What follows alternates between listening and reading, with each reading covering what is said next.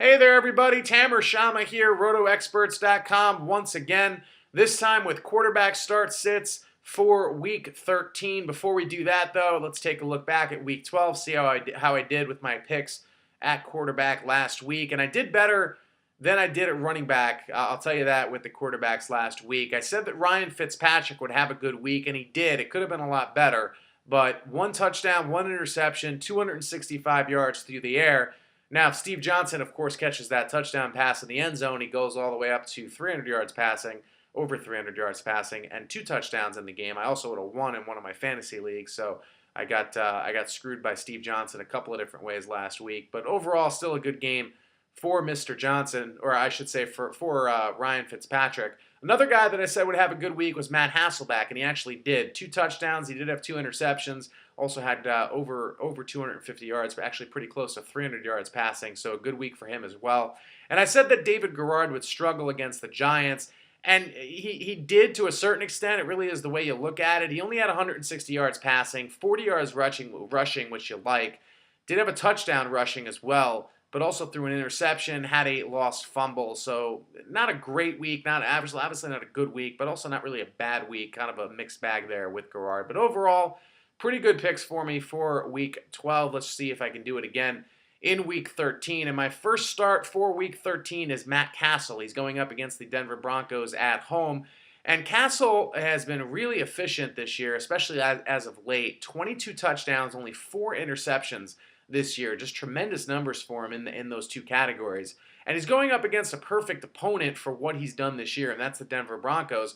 Because the Broncos, unlike Cassel, are the complete opposite as a passing defense. They've allowed 23 touchdowns passing, and they've only intercepted opposing quarterbacks 6 times. So this is a really perfect scenario for Matt Cassel. He should have a couple of touchdowns in this game. I don't think he'll throw an interception. I also think there'll be a little bit of a wrench factor for the Chiefs in this game as well. So that'll add to Cassel's potential for success. So really look at him as a starting quarterback in all leagues for Week 13. My second start is Mark Sanchez. He's going up against the Patriots in New England. And if you didn't catch it over the weekend, the Patriots are actually now the worst pass defense as far as yards go, yards allowed, in the NFL. They actually surpassed the Houston Texans, who had a good week against Rusty Smith, as you would hope and expect. So now the Patriots are the worst pass defense in the NFL.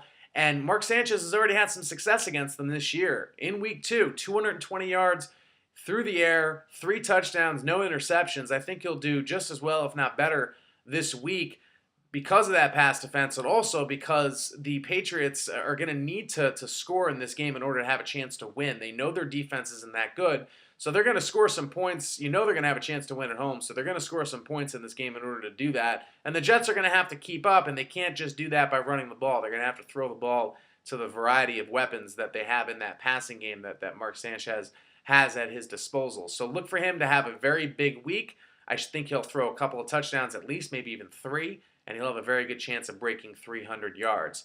My one sit for Week 13 at the quarterback position is Carson Palmer. He is going up against the New Orleans Saints at home, and I think Palmer, obviously hasn't had a great season. He's had some good moments in garbage time, but this week he's going to have a tough week because he's going up against a stingy pass defense. New Orleans is not allowing 200 yards per game through the air. They're right around that number per game through the air. So he's not going to throw for a ton of yards in this game. And also, they've only allowed 7 touchdowns passing the entire season, which is very impressive when you look at the fact that they've played 11 games already this year. That's well below 1 touchdown per game. So I really think Palmer, with all the other options you have at your disposal, obviously nobody on bye. You have a lot of good quarterbacks out there that have some tasty matchups. Especially the 2 that I've already brought up. So really Palmer, unless you're in a 2-quarterback league, I would look to sit him in all leagues for Week 13. Check us out, RotoExperts.com, the exclusive Edge package, now at a reduced rate. You can also check us out on Twitter. Our Twitter handle is RotoExperts, or I should say at RotoExperts.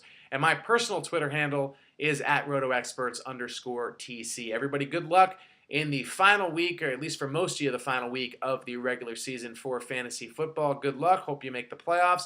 And we'll talk to you for many of you, for the first week of the fantasy playoffs next week, Week 14.